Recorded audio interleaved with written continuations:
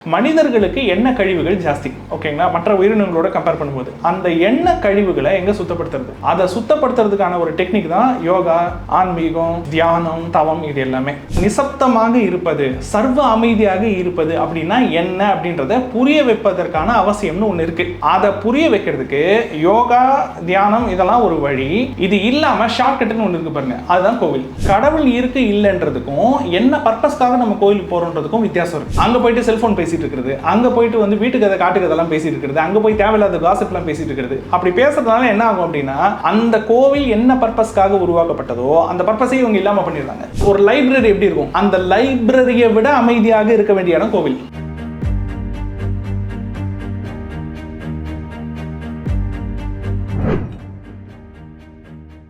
பக்தி கஃபே நேயர்களுக்கு வணக்கம். கடவுளுக்கும் ஜோதிடத்திற்கும் ஏதாவது சம்பந்தம் இருக்கா அப்படின்னு கேட்டு தெரிஞ்சுக்கிறதுக்காக டிஎன்ஏ அஸ்ட்ராலஜர் விஷால் அவர்கள் இன்னைக்கு நிகழ்ச்சிக்கு இன்வைட் பண்ணியிருக்கோம். வணக்கம் சார். வணக்கம் சார். கடவுளுக்கும் ஜோதிடத்திற்கும் எந்த விதமான சம்பந்தமே இல்லை.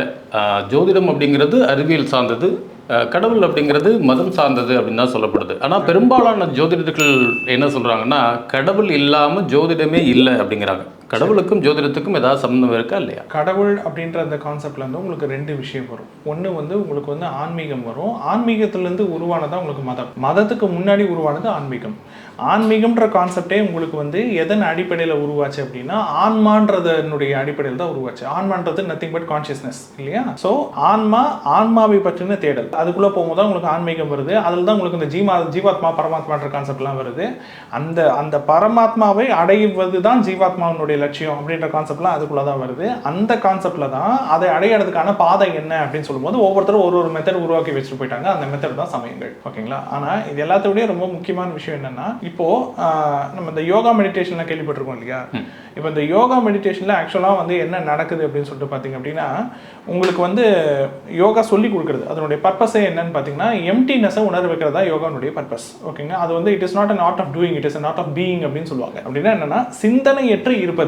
ஏன் ஒரு மனுஷன் சிந்தனையற்று இருக்கணும் அப்படின்னா, தன்னுடைய தாட் கிளாரிட்டியை வளர்த்துக்கிறதுக்காகவும் மன முதிர்ச்சியை பெறுவதற்காகவும் அவ்வப்பொழுது சிந்தனையற்று இல்லாமல், அதாவது சிந்தனையற்று இருக்கிறது எப்படின்றது ஒரு மனுஷன் தெரிஞ்சுக்க வேண்டியது அவசியம். இப்போ ஒரு உதாரணத்துக்கு, இப்போ நம்ம வந்து உடல் தூய்மை செய்கிறோம், குளிக்கிறோம், நம்மளுடைய விஷயங்களை தூய்மை பண்ணிக்கிறோம், உடல் கழிவுகளை வந்து வெளியேற்றோம். உடலினுடைய எல்லா கழிவுகளும் உறுப்புகள் தன்னைத்தானே வெளியேற்றும், சுத்திகரிக்கவும் செய்யும். ஸோ நமக்கு வந்து சுத்திகரிக்கிறதுக்குன்னு பல ப்ராசஸ் இருக்குது. எல்லாத்தையுமே வீட்டை பெருக்கிறோம், வீட்டை வந்து தூய்மையாக பண்ணிக்கிறோம், மறுபடியும் அழுக்க வரும், மறுபடியும் பெருக்கும், இதெல்லாம் நடக்குது இல்லையா? அப்போது மைண்டுன்னு ஒரு விஷயம் இருக்குது, கான்சியஸ்னஸ்னு ஒரு விஷயம் இருக்குது, அதுக்குள்ள என்ன கழிவுகள்னு இருக்கும் இல்லையா? அப்போ அதை யார் தூய்மை பண்ணுறது? ஒரு நாளைக்கு கண் முடிச்சதுலேருந்து அன்னைக்கு மறுபடியும் படுக்கைக்கு செல்ற வரைக்கும், தூங்க போகிற வரைக்கும் நிறைய விஷயங்களை நம்ம பார்ப்போம், நிறைய விஷயங்களை வந்து அப்சர்வ் பண்ணுவோம், நிறைய செயல்களில் நம்ம ஈடுபடுவோம். அதில் பாசிட்டிவான எண்ணங்கள் மட்டும் நமக்கு இருக்காது, கூடவே நெகட்டிவான எண்ணங்கள் தான் வரும். அதுதான் இயல்பு, அது மனித இயல்பு, அதை உங்களால் மாற்றவே முடியாது. மிருகத்துக்கும் வரும், மனுஷங்களுக்கும் வரும். மிருகத்துக்கு அது வந்து ஜாஸ்தி இல்லாதது, அது வந்து ரொம்ப தேவைப்படாதனுடைய அவசியம் என்னன்னா, அது வந்து முழுக்க தேவை ஒட்டி இயங்குது. ஸோ மனுஷன் வந்து தேவையும் தாண்டி ஆசையை ஒட்டி இயங்கக்கூடிய ஒரு உயிரினமாக இருக்கிறான். அப்போ அதனால மனிதர்களுக்கு எண்ணெய் கழிவுகள் ஜாஸ்தி. ஓகேங்களா? மற்ற உயிரினங்களோட கம்பேர் பண்ணும்போது அந்த எண்ணெய் கழிவுகளை எங்க சுத்தப்படுத்துறது, அதை சுத்தப்படுத்துறதுக்கான ஒரு டெக்னிக் தான் யோகா, ஆன்மீகம், தியானம், தவம். இது எல்லாமே தியானம் வேற, தவம் வேற, அது வேற விஷயம். அதுக்கான விளக்கத்தை நம்ம சொல்லுவோம். இந்த யோகாவும் இந்த தியானமும் எதுக்கு உங்களை வந்து பக்குவப்படுத்தும், எதுக்கு பழக்கம்னா, ரெண்டு விஷயத்தை கண்ட்ரோல் பண்றதுக்கு உங்களை பக்குவப்படுத்தும். ஒன்று மூச்சு, இன்னொன்று நம்மளுடைய எண்ணங்கள். இது ரெண்டும் ஒன்றோட ஒன்று கனெக்டட். நீங்க மூச்சை அடக்க பழகிட்டீங்க, இல்லை மூச்சை வந்து ப்ராக்டிஸ் பண்ண பழகிட்டீங்க, பிரெத் கண்ட்ரோல் அப்படின்றது ஒன்று இருக்கு இல்லையா? மூச்சை வந்து கட்டுப்படுத்த பழகிட்டோம் அப்படின்னா சிந்தனை ஓட்டம் கட்டுக்கு வந்துடும். அப்படி இல்லை, சிந்தனையை கட்டுப்படுத்த பழகிட்டோம் அப்படின்னா மூச்சு வந்து ரெகுலரைஸ் ஆகிடும். ஸோ இது ரெண்டும் ஒன்றோடு ஒன்று தொடர்பு கொண்டது. யோகானுடைய பேஸே இதுதான். சரிப்பா, இதெல்லாம் வந்து யாருக்கு தெரியும்? ஒரு யோகா அப்படின்ற விஷயத்துக்குள்ள ஆர்வமாக உள்ள போய் கற்றுக்கிட்டு அது மூலியமா ஒரு பக்குவத்தை வளர்த்துக்கிறாங்க பாருங்க, அவங்களுக்கு தெரியும். ஆனால் சாதாரண மக்களுக்கு தெரியாதுல்ல. யோகாவுக்கு பதிலாக அப்போ அவங்களுக்கு ஒரு ஆல்டர்னேட்டிவ்னு ஒன்று வேணும்ல, அதற்காக உருவாக்கப்பட்டதான் கோவில். ஏன்னா இப்போ யோகா தியானம்லாம் வந்து நமக்கே வந்து செல்ஃபாவே, ஆமா செல்ஃபாவே அந்த எண்ணெய் ஓட்டங்கள்லாம் குறைஞ்சு ஒரு அமைதி நிலையை அடையிறதுக்கு நம்மளால முடியும். அந்த பிராக்டிஸ்குள்ள போகும்போது முடியும். ஆனா அதுக்கு பல நாள், பல மாதங்கள், பல வருட பயிற்சி தேவை. ஓகேங்களா? விடாமுயற்சியும் தேவை. எல்லாராலையும் அதை வந்து அடைய முடியாது. ரெண்டாவது, இன்னைக்கு 8 மணி நேரம்ன்றது குறைஞ்சது. ஒருத்தர் வந்து வேலைக்கு போறாங்க, ஒருத்தர் வந்து வியாபாரத்தில் இருக்கிறாங்க, ஏதோ ஒரு தொழில் பண்றாங்கன்னா 8 மணி நேரம்ன்றது உழைக்கும் நேரம்ன்றது குறைஞ்சது. நிறைய பேர் 10 மணி நேரம் 12 மணி நேரம் ஏன் 15 மணி நேரம் உழைக்கிறவங்க கூட இருக்காங்க. இப்போ அவங்களுக்கெல்லாம் யோகான்றதை பத்தி கேட்கறதுக்கே நேரம் கிடையாது. இப்போ அந்த மாதிரி ஒரு உழைப்பையே பிரதானமாக கொண்ட மக்களுக்கு இந்த நத்திங்னஸ் அல்லது நிசப்தமாக இருப்பது, சர்வ அமைதியாக இருப்பது அப்படின்னா என்ன அப்படின்றத புரிய வைப்பதற்கான அவசியம்னு ஒன்று இருக்கு. அதை புரிய வைக்கிறதுக்கு யோகா, தியானம் இதெல்லாம் ஒரு வழி. இது இல்லாம ஷார்ட்கட்னு ஒன்று இருக்கு பாருங்க, அதுதான் கோவில். சரி, மக்கள் உழைக்கிறாங்க, அவங்கவுங்க பிரச்சனையை அவங்கவுங்க பார்த்துக்க போறாங்க, அது ஏன் அமைதியா இருக்கணும்ன்றது ஏன் தேவை அப்படின்னு ஒரு கேள்வி வருது இல்ல. எப்பவுமே நீங்க பாருங்க, படத்துலயும் சரி, நிகழ் வாழ்க்கையிலும் சரி, நீங்க சினிமாலேயும் நிறைய சீன்ஸ் எல்லாம் பாருங்க, சண்டை போட்டுட்டே இருப்பாரு ஒரு பாக்ஸர். ஓகேங்களா, ஒரு ஸ்டேஜ்ல தோக்குற கண்டிஷனுக்கு போயிடுவாரு. தோக்கிற கண்டிஷன் போகும்போது திடீர்னு அவர் பாட்டுக்கு அமைதியாக உட்காருவார். ஒரு நிமிஷமோ ஒரு 2 நிமிஷமோ அமைதியாக நல்லா பிரீத்தை நல்லா உள்ள எடுத்து நல்லா உட்காருவார். அதுக்கப்புறம் கண்ணை திறப்பாரு. அவருக்கு என்ன பண்ணணும்னு கரெக்டாக தெரிஞ்சிடும். கரெக்டாக அந்த பிளாக்ல அடிப்பாரு, ஜெயிச்சிருவாரு. இது வெறும் சண்டைக்கு காம்படிஷனுக்கு மட்டும் கிடையாது. நீங்க நிகழ் வாழ்க்கையில நிறைய இடத்துல பிரச்சனைன்னு ஒண்ணு வந்து ஒரு அளவுக்கு மேல அந்த சத்தத்தை உங்களால தாங்க முடியல. 10 பக்கத்துல வந்து உங்களுக்கு அடி விடுது. உங்களுக்கு வந்து காதுக்குள்ள அந்த சத்தம் கேட்டுக்கிட்டே இருக்குது. ஒரு பக்கம் இங்க போனா இந்த பக்கம் பிளாக் ஆயிருக்குது, அந்த பக்கம் பிளாக் ஆயிருக்குது. ஐயோ நமக்கு என்ன பண்றதுன்னு தெரியல, தலை பிச்சுக்கிற மாதிரி இருக்குதுன்னு ஒரு ஸ்டேஜ் வரும் பாருங்க. அந்த ஸ்டேஜ்ல மனம் வந்து எப்ப அமைதி ஆகுதோ, அமைதியை தேடுதோ, அந்த டைம் வந்து உங்களுக்கு தாட் கிளாரிட்டி ஏற்படும். அதுக்கு சிறந்த உதாரணம் என்னன்னா, நீங்க அவன் இவன் சொல்லிட்டு ஒரு படம் பார்த்திருப்பீங்க. ஒரு ஆரியாவும் விஷாலும் நடிச்ச படம். அதுல உங்களுக்கு இதுல எத்தனை பேருக்கு அது நினைவு இருக்குன்னு தெரியல. ஆரியாவுடைய கேரக்டர் வந்து பாத்தீங்கன்னா ரொம்ப டாக்கேட்டிவ், பேசிக்கிட்டே இருப்பாரு. அவர் வந்து நிறுத்தவே மாட்டார். அந்த படம் ஃபுல்லா வந்து கமெண்ட் அடிச்சுக்கிட்டு, ரன்னிங் கமெண்ட் கொடுத்துட்டு பேசிட்டே இருப்பாரு. பேச பேச அவரோட மைண்டும் ஓடிக்கிட்டே இருக்கும். அவரோட மைண்ட் ஸ்டில்லாவே இருக்காது. ஆனா ஒரு ஜட்ஜு வந்து ஒரு பூட்டுக்கு வந்து சாவி செய்யறதுக்கு அவர் வந்து கூப்பிடுவார். அது வரைக்கும் கமெண்ட் பண்ணிட்டு இருந்தவர், அது வரைக்கும் பேசிக்கிட்டே இருந்தவர், அந்த சாவி செய்ய ஆரம்பிச்ச அந்த செகண்ட் இருக்கு பாருங்க, அந்த செகண்ட்ல இருந்து அவர் பேச மாட்டார். இன்ஃபேக்ட் இன்னும் சொல்ல போனா அவரோட கூட இருக்கக்கூடிய ஒரு அசிஸ்டன்ட், ஒரு சின்ன பையன் மாதிரி இருப்பார் பாருங்க, அவர் வந்து ரன்னிங் கமெண்ட்ரி அடிப்பாரு. பாருங்க இந்த ஜட்ஜோட ஃபேஸை பாருங்க, அவர் எப்படி இருக்குன்னு சொல்லிட்டு ரன்னிங் கமெண்ட்ரி அடிக்கும் போது அவர் வந்து சைலண்டா ஒரு ரிப்ளை ஒன்று கொடுப்பாரு. ஏய் பேசாமடா அப்படிம்பாரு. அந்த வார்த்தை இருக்கு பாத்தீங்களா, அந்த வார்த்தைக்குள்ள அவ்வளோ சைலன்ஸ் இருக்கும். ஏன்னா அவருடைய ஒட்டுமொத்த சைக்காலஜியும், அவருடைய ஒட்டுமொத்த மூட் ஸ்விங்கும், ஒட்டுமொத்த மைண்டும் ஃபோக்கஸ்டா எதுல இருக்கு, கரெக்டா அந்த சாவி அப்படின்ற அந்த விஷயத்தை நோக்கி இருக்கு. ஓகேங்களா, எவ்வளவுக்கு எவ்வளோ ஒரு வேலையில் இன்வால்வ் ஆகும் பொழுது நம்மளுடைய மனசு அமைதியா இருக்குதோ, எண்ணமற்ற ஒரு நிலையில் இருக்குதோ, நிசப்தமா இருக்குதோ, அந்த அளவுக்கு அந்த குறிப்பிட்ட விஷயத்துல நமக்கு ஃபோக்கஸ் ஜாஸ்தி இருக்கும், தாட் கிளாரிட்டி ஜாஸ்தி இருக்கும். டெப்த் அண்டர்ஸ்டாண்டிங் ஒன்று இருக்கு இல்லையா, ஆழமான புரிதல் சொல்லுவாங்க இல்லையா, அந்த இன்டெப்த் அண்டர்ஸ்டாண்டிங்ன்றது அந்த விஷயத்துல நமக்கு ஜாஸ்தி ஆகும். அப்ப இதெல்லாம் வந்து எதை வளர்க்கும், கிளாரிட்டியை வளர்க்கும், இன்டெலிஜென்ஸை வளர்க்கும், நாலேஜ் அண்ட் விஸ்டமை வளர்க்கும். அப்போ இதெல்லாம் வளரும் பொழுது ஒரு சூப்பர் இன்டெலிஜென்ஸ் அப்படின்ற ஒரு நிலையை நம்ம அடையும் பொழுது அந்த பிரச்சனையை மற்றவங்க சால்வ் பண்ணுறதை விட இன்னும் ஈஸியாக நம்ம சால்வ் பண்ணிடுவோம். ஸோ இப்போ இதுக்கான வழி தான், இதுக்கான பர்பஸ் தான் யோகா மெடிடேஷன்றது உருவாகிறதுக்கான விஷயம். ஓகேங்களா, ஒன்று. ரெண்டாவது, இதில் வந்து மல்டி பர்பஸ் இருக்குது. அதில் ரொம்ப முக்கியமான பர்பஸ்னா என்னன்னா, இன்னுமே நிறைய பேருக்கு ஒரு இன்னர் விஷன் ஒன்று இருக்குல்ல, நமக்கு என்ன தேவை, நமக்கு என்ன தேவையில்லை அப்படின்றத பற்றின ஒரு தெளிவான பார்வைன்னு ஒன்று இருக்குல்ல, இலக்குன்னு ஒன்று இருக்கும் இல்லையா. நிறைய பேருக்கு அந்த இலக்கே கிடையாது, நிறைய பேருக்கு அந்த விஷனே கிடையாது. சொல்லுவாங்களே, கால் போன போக்கில் நான் போகிறேன். இப்போ நீங்கள் வண்டி எடுக்கிறீங்க அப்படின்னா, நீங்கள் வண்டி எடுக்கிறதுக்கு முன்னாடி நீங்கள் எங்கே போகணும்னு டெஸ்டினேஷனை முடிவு பண்ணிட்டு தான் நீங்கள் வண்டி எடுப்பீங்க. கரெக்டுங்களா? அது கடைக்கு போகிறதா இருந்தாலும் சரி, ஆஃபீஸ் போகிறதா இருந்தாலும் சரி, கோவில் போகிறதா இருந்தாலும் சரி, ஒருத்தர்கிட்ட கேட்குறீங்க வண்டி எடுக்கிறாரு, எங்கே போகிறேன்னு தெரியல, ஏதோ போகிறேன் அப்படின்னு சொல்லிட்டு போகிறான்னு வச்சுக்கோங்க. அப்போ அது டெஸ்டினியே இல்லாத ஒரு ஜேர்னி ஆகுது இல்லையா. அப்போ அதில் வேறையும் தான் ஏற்படும். இந்த மாதிரி கெரியர்லையும் சரி, லைஃப்லையும் சரி, ஒரு இலக்கே இல்லாமல் சுற்றிட்டு இருப்பாங்கல்ல, எங்கே போகிறோம்னே தெரியல, எனக்கு என்ன பண்ணுறதுன்னு தெரியல, அடுத்த மாதம் என்ன பண்ண போகிறேன், அடுத்த வருஷம் என்ன பண்ண போகிறேன்லாம் எனக்கு தெரியவே இல்லை அப்படின்னு சொல்லிட்டு ஒரு ஃபோக்கஸே இல்லாமல் ஒரு அன்ஆர்கனைஸ்டாக சுற்றிட்டு இருப்பாங்க பார்த்தீங்களா. அந்த அன்ஆர்கனைஸ்டு மைண்டை ஆர்கனைஸ் ஆக்கிறதுக்கான ஒரு வழி தான் ப்ராக்டிஸ் தான் யோகா. ஓகேங்களா, அப்போ அந்த யோகாவில் இன்வால்வ் ஆக நமக்கு வந்து கொஞ்சம் கொஞ்சமாக என்ன தெரிய ஆரம்பிக்கும் அப்படின்னா, ஃபர்ஸ்ட் மைண்ட் சைலண்ட் ஆகுது. அப்படி சைலண்ட் ஆகும்போது என்னன்னா, எதெல்லாம் தேவையில்லாத தாட்ஸு, எதெல்லாம் தேவையில்லாத ஆசைகள், எதெல்லாம் தேவையில்லாத இச்சைகள் அப்படின்றது தெரிஞ்சிடும். எதெல்லாம் நமக்கு பிடிக்கும், எதெல்லாம் நமக்கு பிடிக்கலன்றது தெளிவாக தெரிஞ்சிடும். எது நமக்கு வேணும், எது நமக்கு வேணான்றது தெளிவாக தெரிஞ்சிடும். இந்த காம்படிட்டிவ் மைண்ட்னு சொல்லுவாங்க பார்த்தீங்களா, அதுலேருந்து வெளியில வந்து ஒரு மனுஷன் யூனிக்னஸை தேட ஆரம்பிச்சிருவான். யூனிக்னஸ்னா என்ன, என்னுடைய தேவை இது, ஸோ என்னுடைய கோல் இது, இந்த கோலை நோக்கி நான் எவ்வளோ காலம் ஓடணும், அதுக்கு நான் எப்படி திட்டமிடணும், கரெக்டாக அவனுடைய ஃபோக்கஸ் முழுக்க அதை நோக்கி போயிடும். ஓகேங்களா, அப்போ தெளிவாக அந்த கோலை நோக்கி போகும்போது கரெக்டாக பாயிண்ட்ல அவனால் அடிக்க முடியும். ஓகேங்களா, அந்த சிந்தனை ஓட்டத்தை ஒழுங்குபடுத்துறதுக்காகவும் தேவையில்லாத பாசிட்டிவ் நெகட்டிவ் சிந்தனைகள்ல தேவையில்லாத சிந்தனைகள்லாம் இருக்கு இல்லையா, அதெல்லாத்திலிருந்து வெளியில வந்து ஒரு மனுஷனுடைய அன்ஆர்கனைஸ்டு மைண்டை ஆர்கனைஸ்டா மாத்துறதுக்காகவும் இன்டெலிஜென்ஸ் லெவலை அதிகப்படுத்துறதுக்காகவும் லைஃப்னுடைய ப்ரோக்ரஷன்ல ஒருத்தர் அடுத்த கட்டத்துக்கு நவுத்திட்டு போறதுக்காகவும் உதவக்கூடிய ரொம்ப முக்கியமான ஸ்பெஷலான ஒரு இன்வென்ஷன் தான் யோகாவும் மெடிடேஷனும். இந்த யோகா மெடிடேஷனை ஒரு மனுஷன் கத்துக்கிட்டு பிராக்டிஸ் பண்றது அப்படின்றது எல்லாராலையும் அதுக்கான பல மணி நேரங்கள் அப்படின்றது செலவு பண்ண முடியாது. அப்ப அதுக்கு பதிலாக ஒரு ஆல்டர்னேட்டிவ் தேவை இல்லையா, அந்த ஆல்டர்னேட்டிவாக உருவாக்கப்பட்டது தான் கோவில்கள், பள்ளிவாசல், அப்புறம் நீங்க சொல்ற இந்த மசூதி, தர்கா, ஓகேங்களா, சர்ச்சு, வணக்க ஸ்தலங்கள்னு இருக்கு இல்லையா, அது எந்த மதமா வேணாலும் இருக்கட்டும். இப்போ ஒரு புத்த மடம் இருக்குது, அது எதா வேணாலும் இருக்கட்டும், உள்ள போனா எப்படி இருக்கும், அதுக்கு வெளியில வந்து ஒரு பீச் மாதிரி இருக்கும், அந்த இடத்துக்கு உள்ள போனா எப்படி இருக்கும், இப்படி ஒரு பின்னு போட்டா கூட வந்து சவுண்டு கேட்காது, அவ்வளோ சைலண்டா இருக்கும். ஆக்சுவலா அப்படிதான் இருக்கணும். அதுக்காக தான் அந்த இடங்கள்லாம் உருவாக்கப்பட்டது.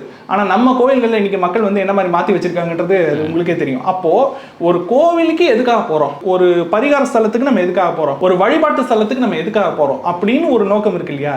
எதுக்காக போகிறோம்னா சைலண்டாக நமக்கு என்ன வேணுமோ அந்த விஷயத்தில் மைண்டை ஃபோக்கஸ் ஆக்கிக்கிறதுக்காகவும் மைண்டை கிளியர் பண்ணிக்கிறதுக்காகவும் தாட் கிளாரிட்டியையும் எண்ணத்தினுடைய வலிமையை வளர்த்துக்கிறதுக்காகவும் தான் நம்ம அங்கே போகிறோம். என்ன கழிவுகளை அகற்றுறதுக்காகவும் ஒரு மைண்ட் ஃபோக்கஸுக்காகவும் தான் இந்த மாதிரி கோவில்கள் அமைக்கப்பட்டிருக்கு அப்படிங்கிறீங்க. அப்போ குலதெய்வத்தை பத்தி விஷால் நிறைய வீடியோக்கள்ல பேசுறாரு. குலதெய்வம் அப்படிங்கிறது கடவுளா நம்ம பார்க்கப்படுறோம் இல்லையா.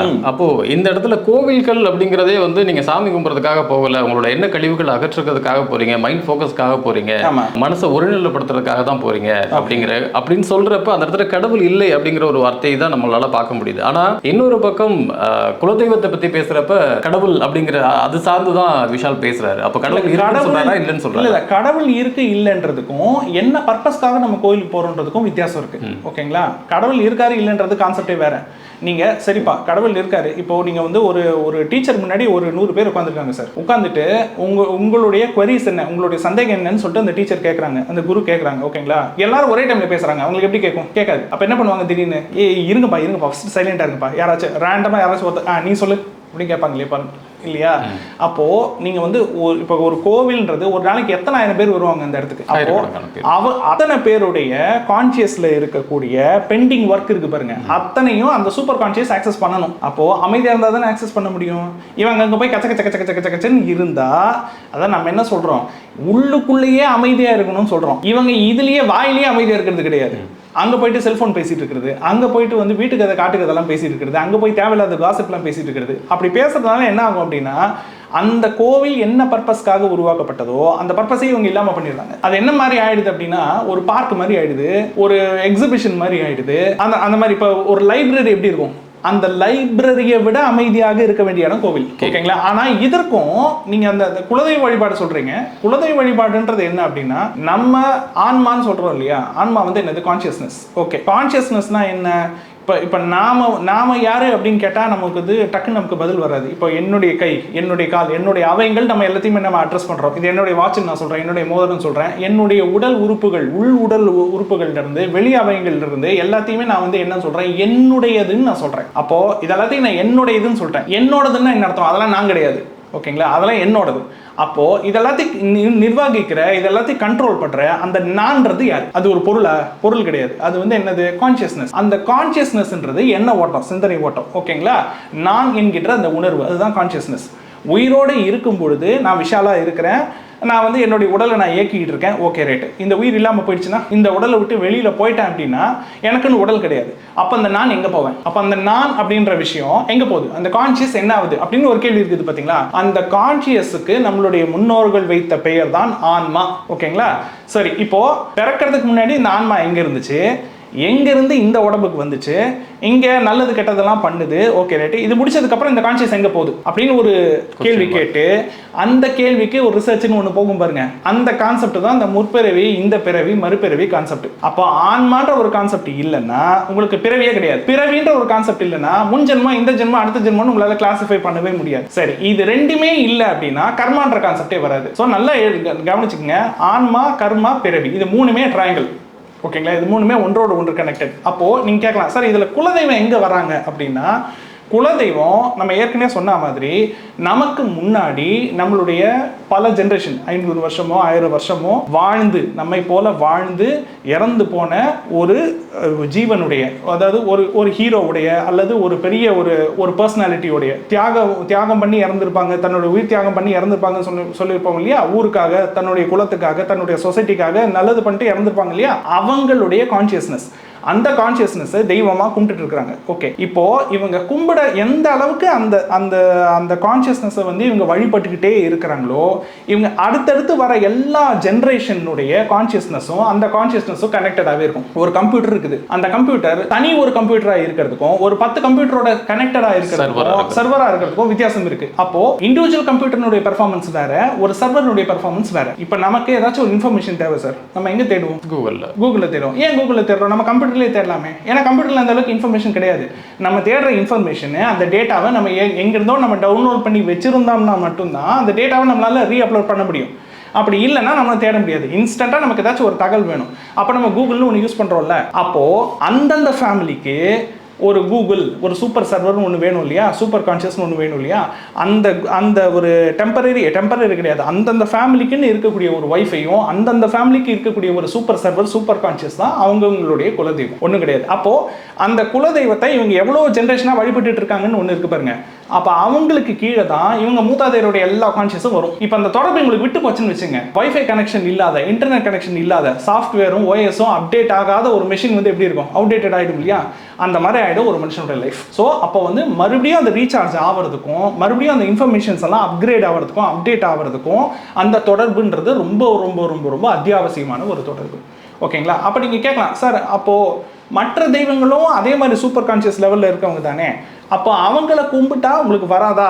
அவங்ககிட்ட தொடர்பு ஏற்படுத்தும் போது உங்களுக்கு வராதானா? வரும், நான் இல்லைன்னு சொல்ல. அது வந்து டெம்பரரி, அது வந்து பெர்மனன்ட் கிடையாது. நமக்கு தேவை பெர்மனன்ட் கைடன்ஸ். வெறும் நமக்கு மட்டும் கிடையாது, நம்மளுடைய அடுத்தடுத்து ஜென்ரேஷனில் பிறக்கக்கூடிய குழந்தைங்களுக்கும், ஆணாக இருந்தாலும் சரி பெண்ணாக இருந்தாலும் சரி, அவங்களோட லைஃபினுடைய அடுத்தடுத்த ப்ரொக்ரெஷனுக்கும் நமக்கு வழிகாட்டுதல்கள் தேவை. அந்த வழிகாட்டுதலை கொடுக்கக்கூடிய சக்தி அது யாருன்னா நம்மளுடைய குலதெய்வமும் நம்மளுடைய மூதாதெய்வம் தான். ஏன்னா அவங்க கிட்ட தான் நாம் வந்து உரிமையை பேச முடியும், உரிமையை கேட்க முடியும். இப்போது நம்ம அப்பா அம்மா கிட்ட இப்போ நம்ம வந்து நம்ம வீட்டை விட்டு வெளியில் போய் நம்ம ஃப்ரெண்ட்ஸ் வீட்டுக்கு போயிட்டு அவங்ககிட்ட நல்லா பழகிறோம், பேசுகிறோன்னு வச்சுக்கோங்களேன். அவங்க என்ன சொல்லுவாங்க? நீனும் எனக்கு புள்ள மாதிரி தான்ப்பா அப்படின்னு சொல்லுவாங்க. கரெக்டுங்களா? புள்ள மாதிரின்னு சொல்றது வேற, புள்ளையாவே இருக்கிறது வேற, வித்தியாசம் இருக்கு இல்லையா? இப்போ அவங்ககிட்ட போய் நம்ம ஓரளவுக்கு மேலே உரிமை கொண்டாட முடியாது. ஆனால் நம்ம குலதெய்வன்றது அப்படி கிடையாது. நம்ம மூதாதையர் தான் நம்ம குலதெய்வம். ஓகேங்களா? அப்போ அவங்க கிட்ட எதுவாக இருந்தாலும் நம்மளுடைய கான்சியஸும் அவங்களுடைய கான்சியஸும் வெகு இலகுவாக வந்து கனெக்ட் ஆக முடியும். அதுக்கிட்ட நிறைய இன்ஃபர்மேஷன்ஸை நம்மளால கெயின் பண்ண முடியும். ஸோ அப்படி கெயின் பண்ணுறது மூலியமா என்ன ஆகும் அப்படின்றது அப்படின்னா, இப்போ நான் தெளிவுன்னு சொன்னேன் பார்த்தீங்களா, அந்த தெளிவுன்றது நெக்ஸ்ட் லெவலுக்கு போகும். நீங்கள் கிட்டத்தட்ட ஒரு தியானம் மூலியமாக, ஒரு யோகா மெடிடேஷன் பண்ணுறது மூலியமாக, ஒரு தவம் பண்ணுறது மூலியமாக உங்களுக்கு என்ன மாதிரியான ஒரு சூப்பர் கிளாரிட்டி கிடைக்குதோ அந்த கிளாரிட்டி ஜஸ்ட் உங்களுடைய குலதெய்வத்தை தொடர்றது மூலியமாகவே உங்களுக்கு கிடைக்கும். ஓகே, குலதெய்வம் தொடர்றது மூலமாக கிடைக்கட்டும். ஆனால் இந்த கர்மா அப்படிங்கிற ஒரு விஷயத்தை அதிகமாக பேசுகிறது விஷால் தான் அப்படின்னு பார்க்குறோம். ஆனால் கர்மா வந்து கிரகம் சார்ந்தது அப்படின்னு தான் சொல்கிறாங்க. ஆனால் கர்மாவுக்கும் இங்கே பிறவி, ஆத்மா, இதுக்கும் என்ன கனெக்டிங் இருக்குது?